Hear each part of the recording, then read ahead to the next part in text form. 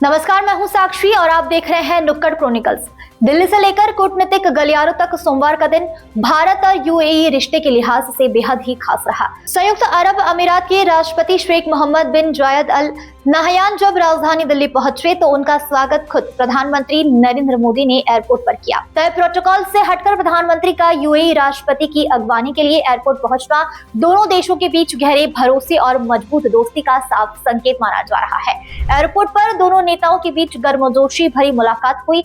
उन्होंने एक दूसरे को गले लगाया और फिर एक ही कार में साथ रवाना हुए। यह नजारा भारत और यूएई के रिश्ते की नई मजबूती को दर्शाता है। यूएई राष्ट्रपति का यह दौरा समय के लिहाज से भले ही बेहद छोटा रहा, लेकिन इसका कूटनीतिक वजन काफी बड़ा था।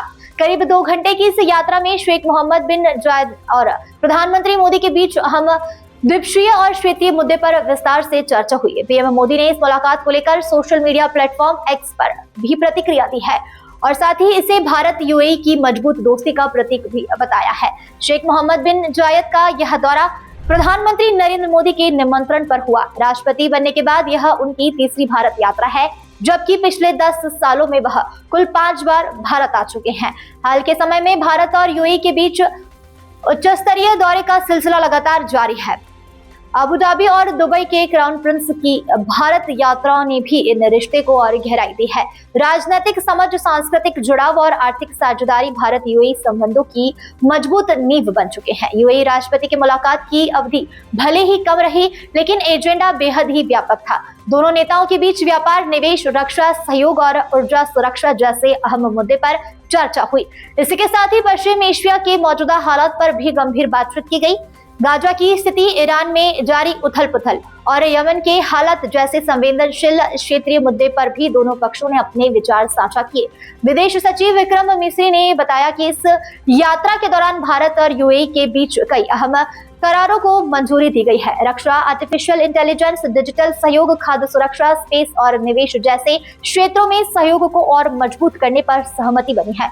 प्रतिनिधिमंडल स्तर के साथ साथ समिति स्तर पर भी बातचीत हुई है, जिसमें यूएई के शाही परिवार के सदस्य, वरिष्ठ मंत्री और शीर्ष अधिकारी शामिल रहे। बता दें कि निवेश के मोर्चे पर यूएई भारत के इंफ्रास्ट्रक्चर विकास में अहम भूमिका निभाने जा रहा है।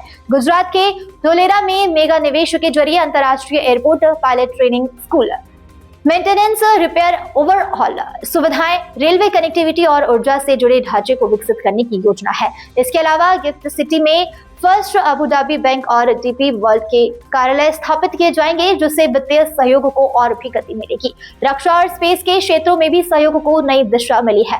दोनों देशों ने रणनीतिक रक्षा साझेदारी के फ्रेमवर्क समझौते पर हस्ताक्षर किए हैं, जिसके तहत तकनीक, इनोवेशन, ट्रेनिंग, साइबर स्पेस और आतंकवाद रोधी प्रयासों में सहयोग बढ़ाया जाएगा। वहीं स्पेस सेक्टर में यूएई की स्पेस एजेंसी और भारत की इन स्पेस के बीच लेटर ऑफ इंटेंट पर हस्ताक्षर किए गए हैं। खाद्य सुरक्षा को लेकर भी एक महत्वपूर्ण समझौते को मंजूरी दी गई है। दोनों देश डिजिटल और डेटा एमएनसी की संभावनाओं पर काम करेंगे, जिसमें डेटा सुरक्षा और राष्ट्रीय संप्रभुता का विशेष ध्यान रखा जाएगा। यूएई भारत में सुपर कंप्यूटिंग क्लस्टर विकसित करने में मदद करेगा, जो एआई इंडिया मिशन का हिस्सा होगा। इसी के साथ ही हिंदुस्तान पेट्रोलियम और Abu Dhabi national oil company के बीच एलएनजी आपूर्ति को लेकर 10 साल का करार हुआ है, जो 2028 से लागू होगा।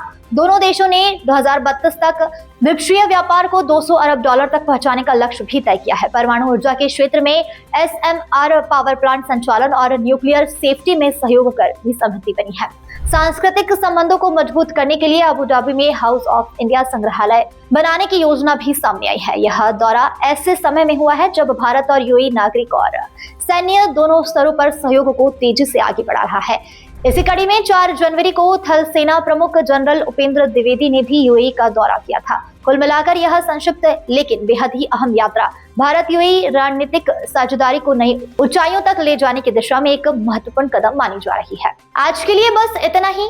आपके इलाके में कोई समस्या है तो आप चुप मत रहिए, अपनी शिकायत हमें भेजिए। नुक्कड़ क्रॉनिकल्स आपकी आवाज को जिम्मेदारों तक पहुंचाएगा, निष्पक्षता, गोपनीयता के साथ। नुक्कड़ क्रॉनिकल्स, जनता की आवाज, जनता की ताकत।